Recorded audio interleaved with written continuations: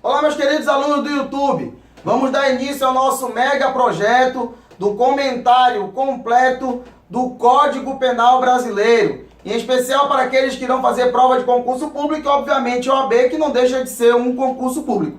Antes de darmos início, quero te dar aqui as boas-vindas a essa nossa missão e também quero te dar algumas dicas, te dizendo o seguinte: tenham em mãos o Código Penal, para acompanhar a letra de lei, e também um caderno para fazer possíveis anotações. Caso os senhores queiram, pode mandar e-mail para professorximenes@outlook.com, que eu envio o material em PDF para que vocês possam acompanhar as aulas e, obviamente, ter o melhor proveito, do nosso conteúdo. Beleza? Sem mais delongas, vamos começar o artigo 1º, a aplicação da lei penal. Dentro dele nós temos a anterioridade da lei penal, mas antes de falar do artigo 1º, é possível que eu faça aqui uma introdução sobre o direito penal. Código Penal, criado em 1940, um pouquinho idoso já, com poucas modificações de lá para cá. E o direito penal foi criado justamente, pessoal, como última ratio. E o que quer dizer isso, professor? Última ratio quer dizer que eu só vou aplicar o direito penal quando nenhum ramo do direito conseguir resolver o problema. Quando nenhum ramo der conta do problema, eu aplico o Código Penal, porque o Código Penal é o direito mais cruel que existe. É o direito faca na caveira. Ou seja, ele vai te dar como sanção uma pena privativa de liberdade. E tirar a tua liberdade é algo muito sério. A liberdade é o segundo maior bem que o ser humano tem, perdendo apenas para a vida. Por isso o direito penal é aplicada como última saída para resolver o problema. Ok isso? Beleza? Sem mais delongas, vamos para o artigo 1º. Não há crime sem lei anterior que o defina. Não há pena sem prévia cominação legal.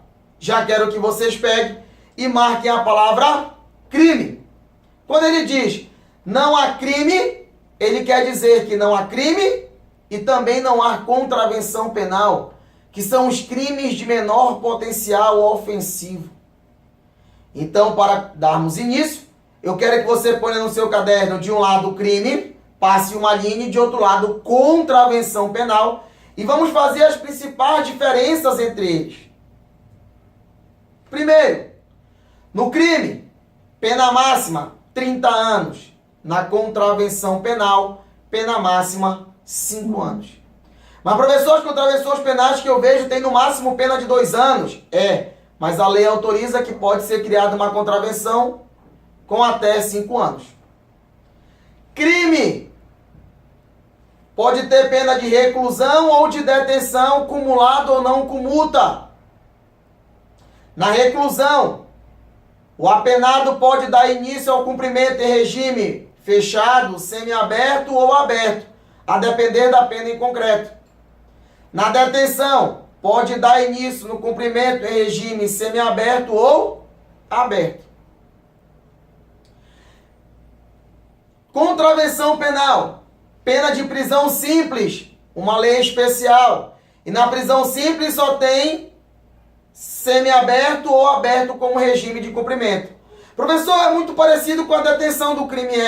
A única diferença é que numa contravenção penal, se o agente volta a cometer nova contravenção penal, estando no regime semiaberto, por exemplo, ele não pode regredir para o regime fechado. Já no crime, se o agente estiver no regime semiaberto e pratica um novo crime, ele pode regredir para o regime fechado.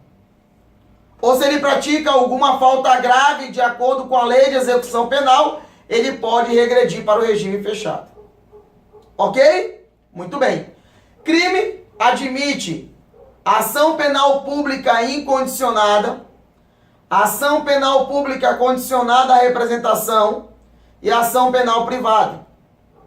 Contravenção penal, todas são de ação penal pública incondicionada. Crime admite a tentativa.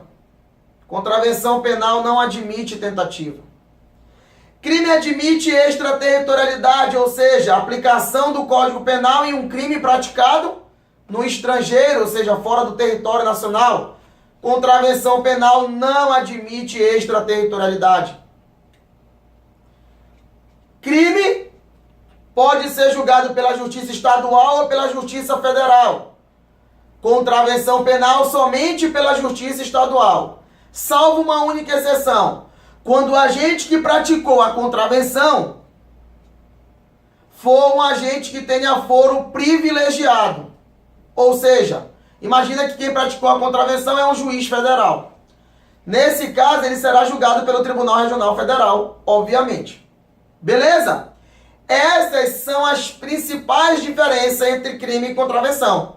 Dando continuidade, ele diz: não há crime, e tu já sabe, não há contravenção, sem lei anterior que o defina. Senhores, eu estou falando do princípio da anterioridade. Sempre a lei tem que ser anterior ao fato para que eu possa aplicar uma sanção a este fato. Para que eu possa dizer que esse fato é criminoso. Então imagine que eu bati na mesa. Bater na mesa não é crime. Mas se amanhã surgir uma lei dizendo que bater na mesa é crime, como essa lei não foi anterior ao fato que eu pratiquei hoje, a lei não pode voltar para me dar uma sanção. Ok?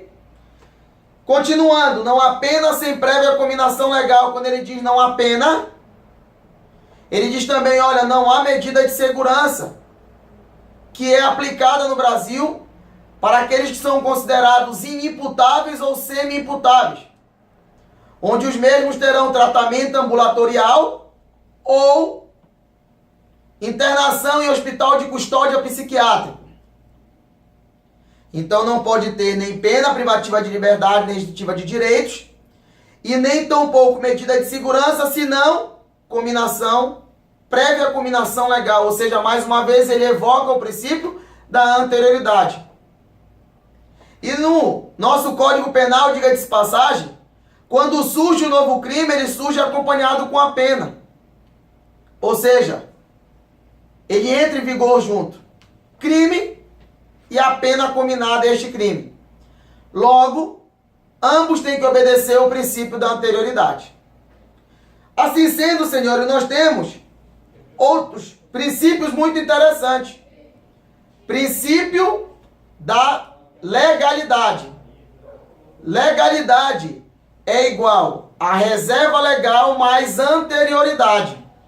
E o que seria isso, professor? Reserva legal. Reserva legal quer dizer que um crime só pode ser criado por lei federal, ou seja, ordinária ou complementar.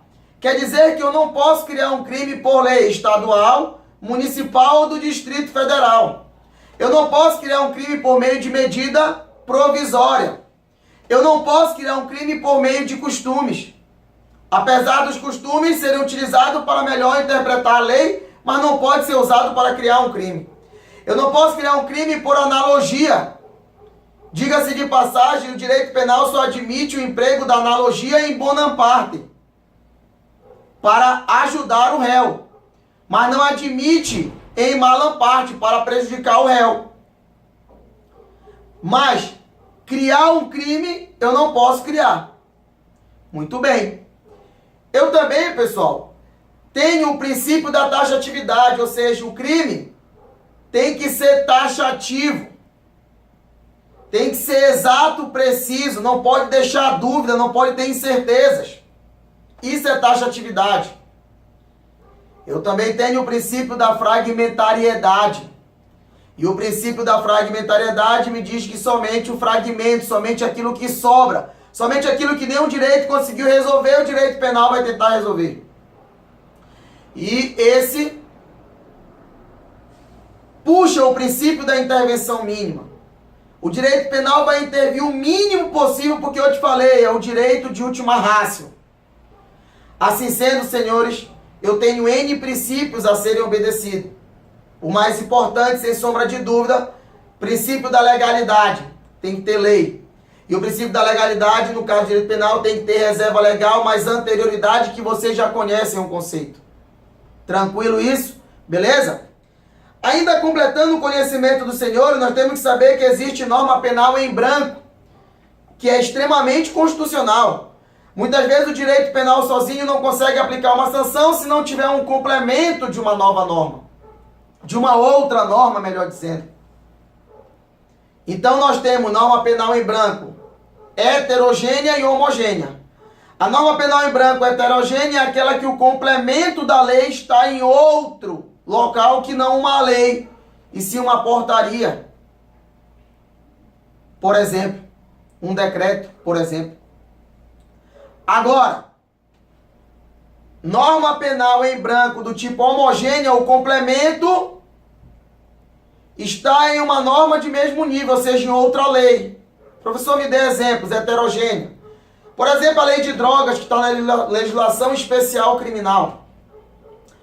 Eu tenho que ter uma portaria da Anvisa me dizendo o que é considerado drogas no Brasil, para que eu possa aplicar a lei de tráfico de drogas. Se aquela substância que eu peguei com a gente, vendendo, a gente estava vendendo uma substância, se aquela substância, depois de passar por uma perícia, constatar que ela não está no rol da Anvisa, eu não posso aplicar uma sanção a ele de tráfico de drogas, por exemplo.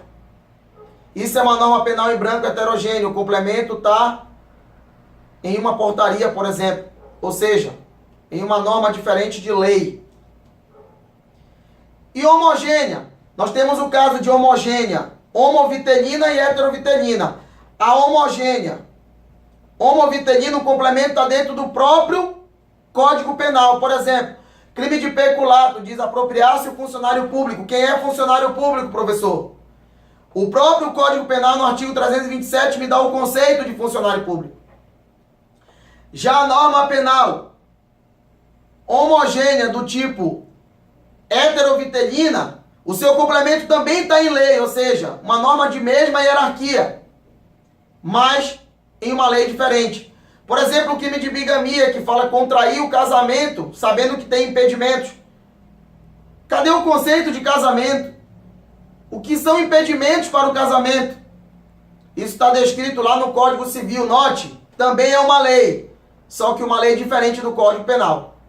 Então esses são os tipos de normas penais em branco e são extremamente admitidos e constitucionais. Ok? Então, artigo 1º, vocês devem saber isso e vai servir como base até o final da nossa missão. Meu muito obrigado. Se inscrevam no canal. Quanto mais se inscreve, mais vídeos eu libero. Fiquem todos com Deus. Professor Ximenes, faca na caveira.